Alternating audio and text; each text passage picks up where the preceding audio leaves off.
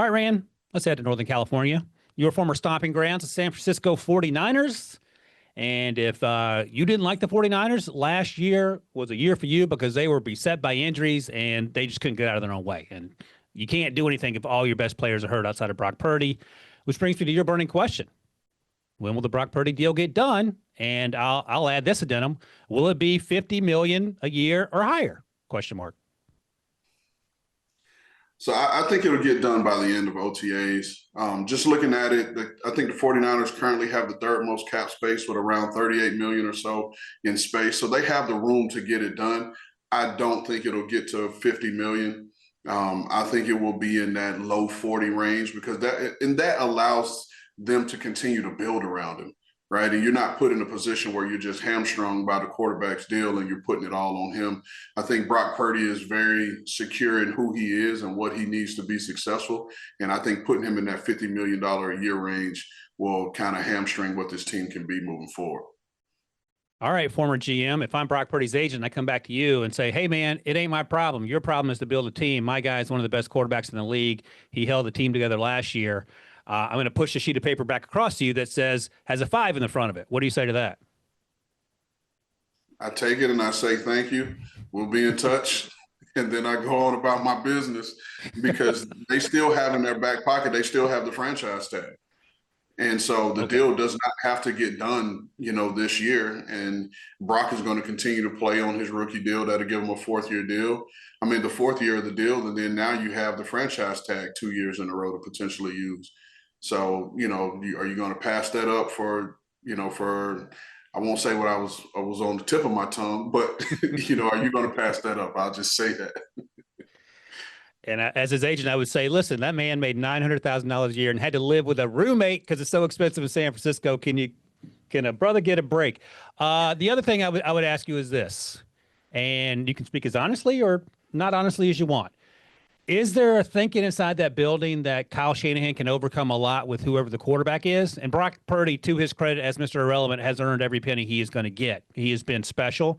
But other than, say, compared to other coordinators, it feels like Kyle Shanahan can mask some of the shortcomings, physical or otherwise, of your quarterbacks. Is that fair to say in terms of thinking about how the quarterback situation might resolve itself? Well, I'll say yes. Kyle Shanahan knows how to do different things to put quarterbacks in the best situations possible. However, I'll go back to the year Brock Purdy started. We started off the year with Trey Lance as the starter. Then you go to Jimmy Garoppolo, and then you went to Brock Purdy. And I think if you go back and look at it, Kyle called 3 different offenses that year.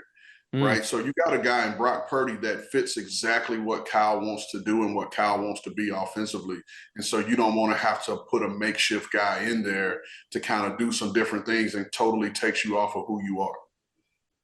So this is worth noting, again, with the schedule coming out yesterday, the 49ers have the easiest strength of schedule, of any team since the 2015 Falcons. None of the final 7 games versus 2024 playoff teams. So you can see that here. So this could be a situation where now everyone's healthy. Brandon Ayuka's coming back from the ACL. Hopefully he's healthy enough to contribute. They have Ricky Pearsall, who's going to be healthy, knock on wood, and he's going to be the number 1 or number 2, depending on how that sorts out. George Kittle just got his deal. All those things are great. The strength of schedule is great. And I want to use this opportunity, and I'll burn my burning question on this, Rand. And you talked about this yesterday on HQ with our buddy B-Mac. Strength of schedule for the 49ers could be a situation where they find themselves in the playoffs, but you were also thinking about a team like the Bills who could benefit from strength of schedule situations as well, right? Yeah, I mean, you look at it, the Bills' strength of schedule is right there with the 49ers. I believe if you had to rank them, they're both within the top 3. But if you're Buffalo, think about having people have to come play playoff football in the month of January in Buffalo with that weather that they're not used to. Like, that's totally to the benefit of the Buffalo Bills. So whoever put the schedule together, he really threw Sean McDermott and Brandon Beane and the crew in Buffalo. He threw them a nice little lob. Now they have to take it and go dunk it. By the way, week 9, Kansas City at Buffalo, CBS. So mark your calendars now because that's going to be exciting.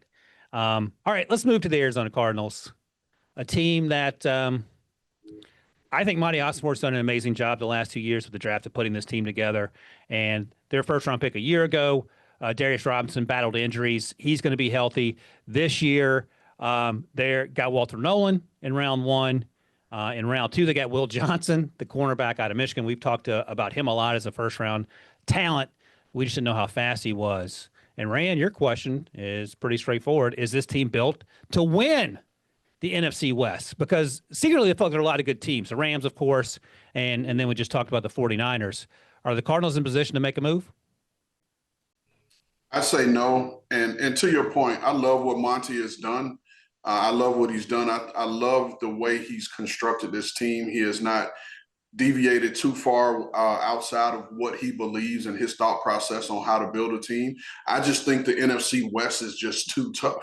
Again, we're talking about a healthy 49ers team coming back this year with a poor strength of schedule. We're talking about a 10-win Seahawks team that didn't make the playoffs last year. And then you have the Rams returning, and they've added some additions on their offense. So I just think based off of the division that they're in, it's just going to be too tough for them to win that division. And you look at their schedule here, and according to strength of schedule based on last year, the Cardinals are near the top in terms of having the weakest strength of schedule. They're not quite as easy as the 49ers, but they're certainly in the mix, and that'll make things a little easier for them. My question is this, and Marvin Harrison Jr. was good last year. He wasn't lights out great. He wasn't as good as Malik Neighbors. I don't think anyone would argue with that. Certainly not as good as Brian Thomas Jr., who was drafted later in the first round. What does Marvin Harrison Jr. have to do to get over the hump and look more like the Ohio State Marvin Harrison Jr. than what we saw in terms of some of the inconsistencies last year? Like, what's he working on through the offseason? We sort of had a similar conversation on Tuesday about Roma Dunze. So what are you doing if you're Marvin to get better? I think it's him spending as much time as possible with Kyler Murray, because there's a difference in all the other receivers that you talked about and what they've had at quarterback and the people throwing them the ball. You know, Kyler Murray is a guy, because he's shorter, and if you're Marvin Harrison Jr., who's a precise route runner, you just only see the ball coming out, right? And it's coming out, and he's got a strong arm, and it's coming on you fast. And then you're talking about a guy in Kyler Murray that moves around a lot, which now you have to break off your route and do some things that Marvin Harrison may not just be comfortable doing or used to doing. So therefore, I think having a full offseason now to spend as much time with Kyler Murray and getting on the same page and understanding when Kyler Murray breaks contain, what he's looking to do, and get them. Like, if you look back to when Aaron Rodgers was in Green Bay and they would run their scramble drill, or Ben Roethlisberger in Pittsburgh, all those guys, it turned into backyard football, and they all seem to be on the same page. And that took time for that to happen. So I think you're going to see the same thing with Arizona, Marvin Harrison Jr. and Kyler Murray. And something else you talked about previously is that a lot of these kids, and Marvin maybe is the exception because he didn't work out during the pre-draft process, but I would imagine his workout has changed now that he's become a pro full-time and isn't focused on whatever the kids are focused on coming out of college between January and May when the actual draft happens. One other thing I want to ask you about, this wide receiver room is okay. It starts with Marvin Harrison Jr. They have Michael Wilson, who I like out of Stanford, but I wouldn't call him necessarily number 2. They have Zay Jones, and then of course they have Trey McBride, one of the best tight ends in the league. And then at running back, they have James Conner and Trey Benson. Is this a situation, if you're Monty Ossenfort, you're looking perhaps over the course of training camp and when guys start getting cut for some wide receiver help? Most definitely. You got to add someone opposite of him. And if you look back at all our mock drafts, I think we were kind of consistent with them either taking a receiver or a corner in their first round pick, and saying to put a vertical threat outside of Marvin Harrison Jr. to create some space for him. And right now you just don't have that. And so I think as they go and they look, and there are going to be a bunch of teams who are stacked at wide receiver who are going to have some guys come open. You're going to see some player-for-player trades. You're going to see some late-round swap with trades. So I do think that'll be a position that they're going to address and look to address during the preseason. I don't know. I haven't heard any specifics, but it is perhaps telling that the Cardinals maybe weren't interested in George Pickens, and maybe a third-round pick felt too high to them. But that wide receiver room would be transformed with the talent that George Pickens brings. But maybe the locker room stuff is something that teams don't want to deal with, and I understand that. But we'll have to find out together how this unfolds, because it feels like they could certainly add a player, maybe even 2 players to the wide receiver room to give Kyler a little help there. All right, we're halfway through here, the NFC West. Take one more quick break here, Rand. When we come back, we're going to talk about the Fighting Sam Darnolds and the Fighting Matthew Staffords. And it's interesting. We just saw that graphic. The Seahawks are picked to finish last in the division, which is crazy. You just talked about they won 10 games, but they have a new quarterback. They have a head coach going into year 2, and they have a lot of new pieces there. Their wide receivers are gone for the most part. But we'll talk about that in detail, and also the LA Rams right after this break.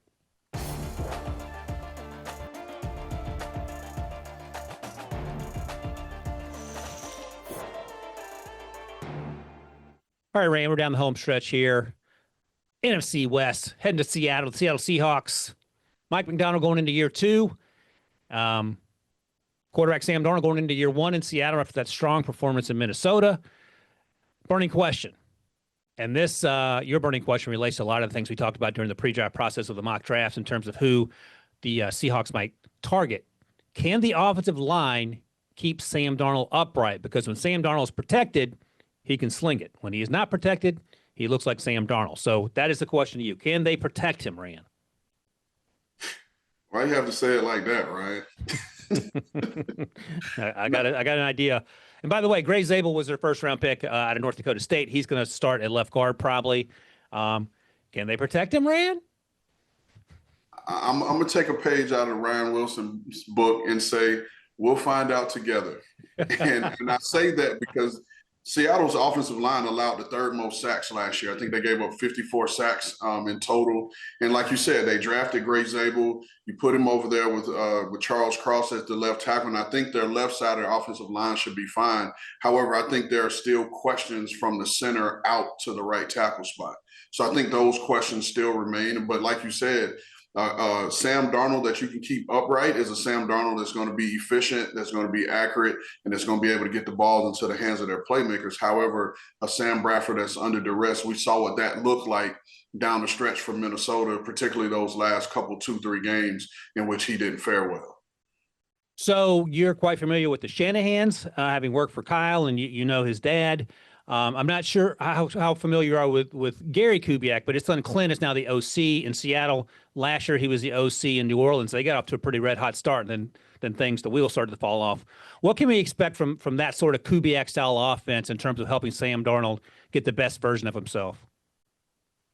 I think you're going to see a 49er-style offense because if you can remember, I think it's been 2 years now, Clint was working in San Francisco under Kyle when Sam Darnold was there.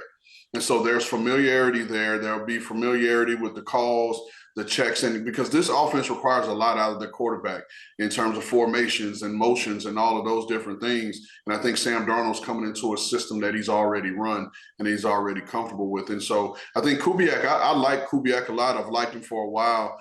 And I think he'll now settle into this role. This may be his 3rd stop, as a coordinator. And now you finally have a quarterback that you have some rapport with, that unequivocally what he can and can't do. Yeah, my burning question was similar to yours. How do you keep Sam Darnold from backsliding like we saw with the Jets and the Panthers? And we sort of explained that. So I'll take my question to the other side of the ball. What is Mike McDonald going to do with Nicky Manwari, the safety out of South Carolina, who feels like his version of Kyle Hamilton, who was obviously the chess piece in the middle of that Ravens defense when Mike McDonald was there, and he's still balling out there. So how do you use an incredibly athletic safety like Manwari? And maybe that's something similar to what the 49ers did with Hufanga when they had him there. Yeah, I think in this defense, they're going to move him around. He'll essentially be your quote-unquote big nickel on early downs, a guy that you can bring down to the box. And at his size, 6'3", 6'4", 225 pounds, he's going to be an extension of a linebacker in some of those phases, right? Because if he's your big nickel, 9 times out of 10, he's going to be the C-gap defender in the run game and in the run fit. So versus having a 5'9", nickel in the game that has to 5'9", let's say 185-pound nickel, that's having to stick his face in the C-gap and take on guards and tackles. Now you have a bigger body. And, regardless of what our buddy Pete Prisco says, I think he can play on the back end and be in the post. And it gives you a situation now where you have the 2-deep coverage. You can rock and roll, your safeties, and you don't have to designate one solely as a free and one solely as a strong. You can just do some creative things on the back end with it. Yeah, just go watch the LSU game if you have any questions about his ability to play in space. He ran in the 4.3s, and at 225, 230, he is not afraid to come down and contribute in the run game. And by that, I mean throw his body around and thump people. So that's going to be fun for sure. All right, let's go to your other former stomping grounds, the Los Angeles Rams here. Your burning question for this team: how likely are we to see the Rams and Jalen Ramsey, have a reunion? Because if you recall, a few years ago when that trade happened, I believe it was for a first-round pick, that team ended up going to and winning the Super Bowl. So is it going to happen again a few years later? I think Jalen Ramsey's probably now 30. And how big a need is it to necessitate perhaps making that move? No, it's definitely a need for them. And I think their corner position does need addressing. And also, if you look at it, they didn't draft anyone to fill any of those spots there on the perimeter. And so going back and you look at it, the Rams currently have 20 million or so in cap space, and Jalen's currently carrying a cap number of 16.6 for this year. Now, I know some of his offseason bonus has already been paid out, which was due in March. And so some of that's kind of dwindled some of the money down. But I guess the next big hurdle, not only compensation of what you're going to have to give the Dolphins to acquire him, but what contract demands does Jalen Ramsey have? And you mentioned his age, and how much are you willing to invest in a 30-plus-year-old corner at this point? Yeah, so you look at their roster. Darius Williams is the starting cornerback. His backup is Kobe Durant, who's more of a nickel, I would argue. Akello Witherspoon, who's bounced around the league, was in San Francisco and Pittsburgh. He's made a little home in L.A. the last few years. And behind him, Darian Kendrick out of Clemson in Georgia, who didn't run a great 40 time when he came out, but he certainly played better than that. And Emmanuel Forbes, the former first-round pick of the Commanders, who is no longer there, obviously, in Washington. So they do have some needs in the secondary, which is – at least at the cornerback, which is curious because they've been so good at drafting those guys on the front seven last year, of course. Jared Verse and Braden Fisk, Kobe Turner the year before that, and Byron Young. Offensively, they're in a pretty good spot. Let me ask you this. They're different players, obviously, by a large margin, but Cooper Kupp is now in Seattle. Devontae Adams is now in L.A. Is there going to be any drop-off production-wise? Is going to be an increase in production, assuming both players, when they're sort of fully healthy? What does that look like? What does Devontae Adams bring to this offense for Matthew Stafford? I'm interested to see the fit because I know kind of with Puka Nacua, when he came along, if you remember Puka's rookie year, Cooper Kupp was hurt. And so Puka essentially filled that role that Cooper Kupp was in, the guy that they move around, they play him on the outside, they play him in the slot, they motion him, they insert him in the run game, and he's physical in the run game. So now I'm really interested to see, in quote-unquote aging Devontae Adams, how much of a threat he's going to be on the perimeter, because I don't think at this point he's going to be the guy that's going to be able to take the top off and be a vertical threat outside of a double move. So I'm interested to see how Sean works him in. Now, again, we are talking about Sean McVay, and Sean clearly has a plan for him, which is why they signed him. But I think the production at worst will be the same. I don't think it'll be a drastic drop-off because once Puka came along, Cooper Kupp saw his role kind of diminish and his targets diminish. So I think you'll see probably about the same production. It's funny now, every time that the Rams draft a wide receiver in a post-Puka Nacua world, we try to figure out who the next Puka Nacua is going to be. Puka's issue coming out was he just couldn't stay healthy. There was no doubting his playmaking ability. I think he ran in the 4.5s, but the Rams knew that he played faster than that, just like I would imagine every other NFL team knew. I mentioned that because Jordan Whittington last year, day 3 pick out of Texas, showed some flashes of being able to do a little bit more than perhaps people thought based on his tape at Texas, where he wasn't asked to do a whole bunch. And I mentioned that because this year, on day 3, they took Konate Mumpfield out of Pitt. And my comp for him coming out was Deontay Johnson. He ran to the 4.5s, so that didn't help his cause. That's why he lasted later than he did. But when I talked to Konate the Shrine Bowl, he said that back in the day he was watching a Steelers game with his mom, and his mom said, hey, that guy runs like you, Deontay Johnson. So I finally got one of those comps right. That's to say there's an opportunity for some of these young guys to step up because Devontae Adams, Puka Nacua, after that is pretty wide open. You have Tutu Atwell. The tight ends, though, I'll mention this. They have Tyler Higbee, and then they have Terrence Ferguson, who they drafted in the second round, I believe, out of Oregon. How does Sean McVay like to use those tight ends to make life easier for his quarterback in the passing game? Well, one of Sean's first full-time position roles as a coach was coaching tight ends. And so he has a certain flavor, the athletic tight ends that he likes and that he understands how to use. He had Jordan Reed when he was the coordinator and the tight end coach in Washington. Then his first ever pick as the head coach of the Rams was taking Gerald Everett in the second round in the same draft in which they got Cooper Kupp in the third round. So Sean loves those tight ends and will know how to employ those guys. But real quick, I just want to give a shout out to the receiver coach, Eric Yarber. You talk about the development of all these young receivers.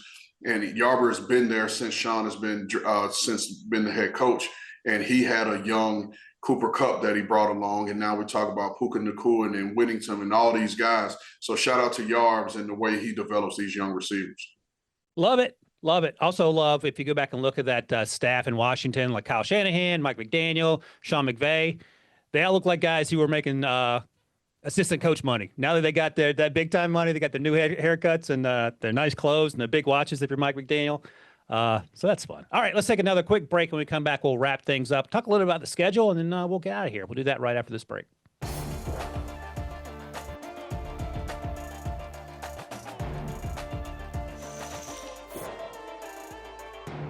All right, Ryan, I mentioned that the NFL schedule is officially out. Came out last night. Talk about some takeaways from the schedule release if you have any. I'm going to give you a little pop quiz here. I found this again from our CBS Sports research crew. Michael Penix Jr., Tua Tagovailoa, they'll face off in Week 8, potentially. Could be the first matchup of lefty starting quarterbacks since 2006. You know who it was? Michael Vick. And yeah, if you get the next one, you're a true one. Oh, man, Sharon said he thought it was Byron Leftwich. Byron Leftwich is right-handed, Sharon. Come on, man. I don't mean to call you out on television. Chris Sims. 2006. Who also, I believe, threw passes to your guy, Kyle Shanahan at Texas, if I recall correctly. That could be another. Yeah, and I want to say they were possibly roommates. Could be, because I think Kyle got hurt at Texas, and that sort of sidelined his playing career and put him down the path of being a coach. You have any takeaways from the schedule release? Because there are a lot of tough ones if you're in NFC East teams, and there's some good ones if you're NFC West teams. Yeah, the one thing that jumped out was the amount of tough division matches that we have in Week 1. And so you're coming out of the gate, and if you know anything about the league and how this league is structured, the division is what matters. And so now you're coming out swinging with these tough division games. And not only that, is that you have to prepare this whole offseason, the rest of this offseason, for that one divisional matchup that you covet so much. So I think the NFL schedule guys did a good job with this Week 1 matchup. And again, they made it into a spectacle in the middle of May when nothing else is going on football-wise, and people are incredibly interested about it. I will tell you a funny little story about Byron Leftwich. So I don't have to crush producer Sharon for not knowing that he's right-handed, not left-handed. Our buddy B-Mac played with Byron in Pittsburgh, and Byron's 6'5" and every bit of 235. And B-Mac said he wore size 9 shoes. Now, for some reference, I'm 5'10", and I wear size 9 shoes, and I still have tiny feet. So that's a sight to behold. Maybe that's why he wasn't such a good athlete. He had to stick his little feet in those tiny shoes. All right, that's it for us here. We have knocked out the AFC, and now we've knocked out the NFC in terms of burning questions for all 32 teams. That is in the books. We got a busy rest of May and June coming up, Rand. We won't spoil it yet, but shout out to my guy, Rand Carthon. We have some interviews coming up with some pretty fun folks. So that'll be something to look forward to. And in the meantime, I want to thank all you guys for watching and listening to the podcast. And you can subscribe to With the First Pick, wherever you get your podcast. You can scan that QR code if you're watching us now. If not, go to YouTube/NFL on CBS. In the meantime, hope everybody has a great weekend.